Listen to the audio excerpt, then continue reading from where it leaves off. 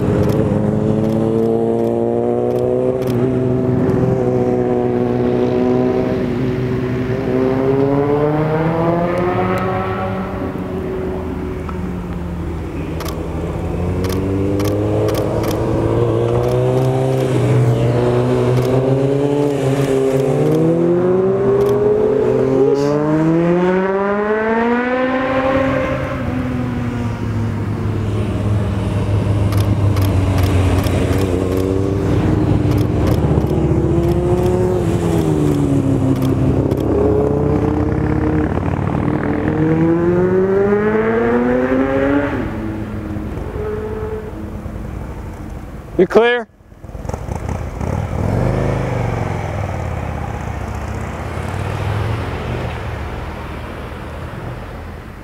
Whew. A little busy, but nothing like last week. Typical of, you know, the week after a holiday, you tend to have a little less traffic. I guess people plan their vacations and things during that holiday weekend, so weekends before and after tend to be a little busier, but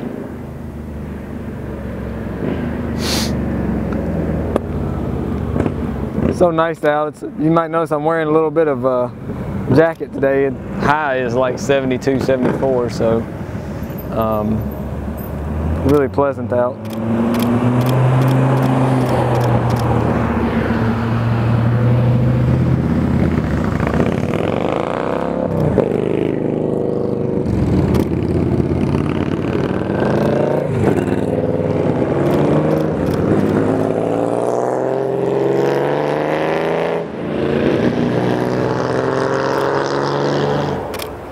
But standing here in the shade, it's about 60, 65, so a little chilly for my skinny butt.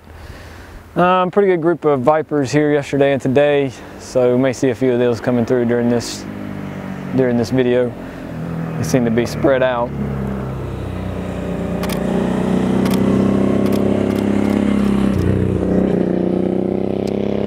One of the things I might was asked to talk about maybe on this video is the origins of the Killboy and how we got started. I feel like I've, you know, told this story. It's one of my guys here turning around. I feel like I've told this story numerous times, but we do get asked a lot, so I try to make it brief but not sound eye-wateringly boring. Killboy was just a nickname I started off using way back when I was playing online gaming, some World War II flight sim stuff, and everybody had nicknames, and I was kind of digging this punk rock band called Offspring, who are still rocking out, I must say, but they had a song called Killboy Powerhead, which didn't really care for the song, but I thought the nickname, or the name was kind of neat, so I started using that. So I started playing the games with that, and then everybody started registering the domains. .coms were getting snapped up left and right. So I registered killboy.com, just not really having any plans of doing anything specific with it, but just so I could have it before somebody else took it, I guess. And for a while it was just a blog before there was blogs. It's whatever I was into, RC cars and video games, and I got into motorcycles and started, you know, talking about what was going on with the motorcycling scene as far as I was concerned, so my family could kind of keep up with it and friends and stuff. So started riding up here and picked up a digital camera back when they were first really getting popular and very expensive still.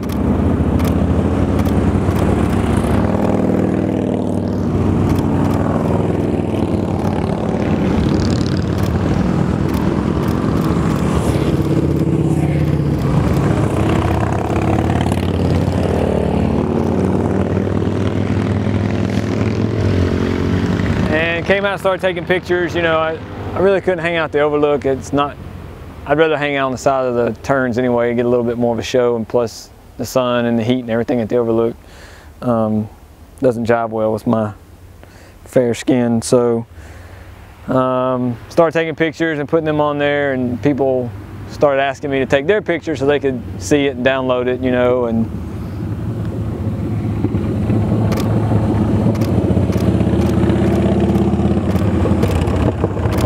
light bulb kind of went off.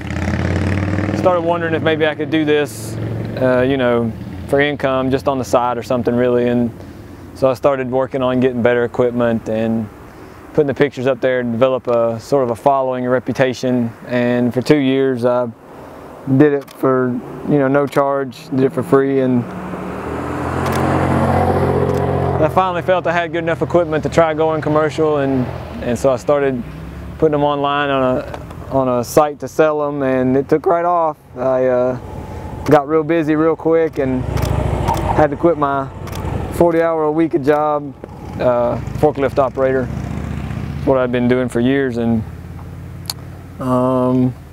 yeah, took off and got a partner, and it grew now into, you know, a 4 or 5 person operation, and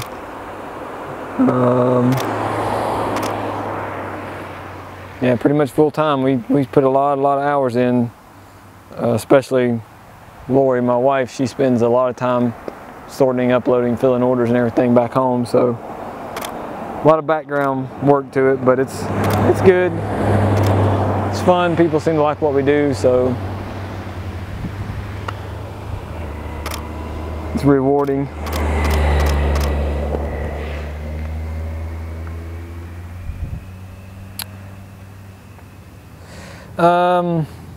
Just want to speak a minute real quick about the food situation down there around the Dills Gap Resort and Tail of the Dragon outlet. Now at the end of the Dills Gap there is well,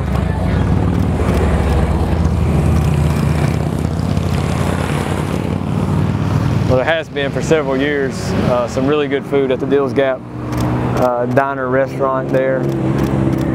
Anybody that's been here and tried it knows that.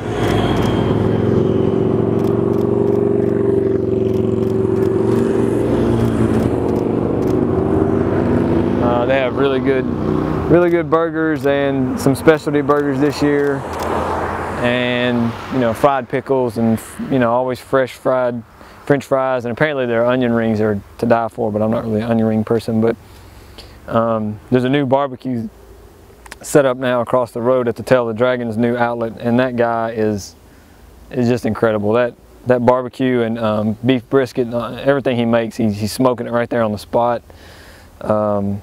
Notorious PIG is the name of the outfit. He's been doing it for several years. He's gone to contests and won awards and everything. It's just a really good barbecue. So you got some nice options here if you're in the area. Don't miss out thinking you need to travel somewhere to get good food.